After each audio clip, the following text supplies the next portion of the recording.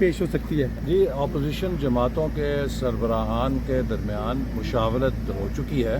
اور اس بات پر اصولی اتفاق رائے ہے کہ جلد از جلد تحریک عدم اعتماد کو پیش کیا جائے، چونکہ حکومت کی معاشی پالیسیاں، خارجہ پالیسیاں اور داخلی پالیسیاں پاکستان کے استحکام کے لیے بہت بڑا خطرہ بن چکی ہیں۔ حکومت کے پاس ماں سوائے میں نہیں چھوڑوں گا، یہ سب چور ڈاکو ہیں، میں NRO نہیں دوں گا، کوئی پالیسی نہیں ہے۔ دن بدن پاکستان بین الاقوامی سطح پر تنہا ہو رہا ہے، عوام مہنگائی کی چکی میں پھنس رہے ہیں، نوجوان بے روزگاری کا شکار ہیں۔ حکومت سوائے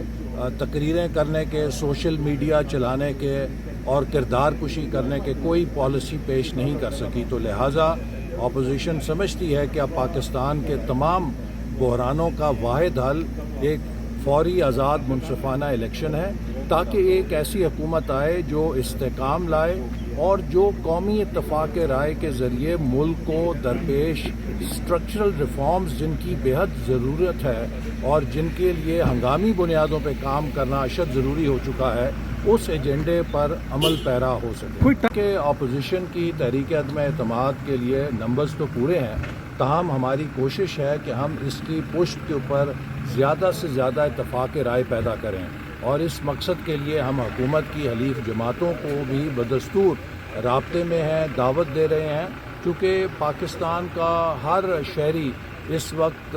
موجودہ صورتحال سے پریشان ہے، وہ تبدیلی چاہتا ہے اور وہ چاہتا ہے کہ اس نااہل حکومت سے نجات حاصل کی جائے۔ تو جو تھوڑا سا وقت لگ رہا ہے وہ اسی وجہ سے لگا ہے کہ ہماری کوشش تھی کہ ہم اس تحریک عدم اعتماد کو صرف اکثریت سے ہی نہیں بلکہ زیادہ سے زیادہ اتفاق رائے سے پیش کریں، اور میں ابھی امید کرتا ہوں کہ حکومت کی حلیف جماعتیں جنہوں نے عوام کے پاس ووٹ لینے کے لیے جانا ہے، وہ اس حکومت کے خلاف اپنا ووٹ دے کر خود کو عوام کے سامنے سرخرو کریں گی، کیونکہ یہ حکومت 152 ووٹوں کے ساتھ تو برسر اقتدار نہیں رہ سکتی۔ جو پچھلی 3.5 سال کی اس حکومت کی عوام پر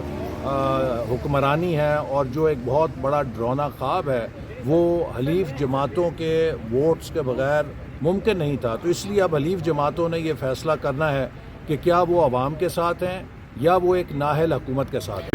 حکومتی اراکین ہیں جو رابطے میں ہیں، میں سمجھتا ہوں کہ آپ دیکھیں گے جب تحریک عدم اعتماد پیش ہوگی تو عوام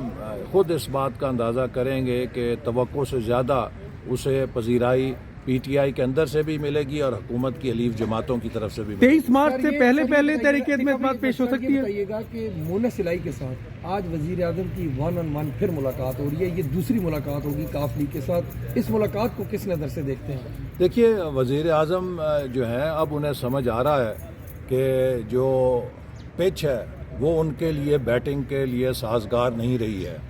اور اب وزیر اعظم کی آنکھوں پہ جو پٹیاں بندھ گئی ہیں وہ بال بھی نہیں ٹھیک طرح دیکھ پا رہے، تو اب انہیں اس بات کا اندازہ ہو جانا چاہیے کہ پہلے وہ قوم کو کہتے تھے گھبرانا نہیں ہے،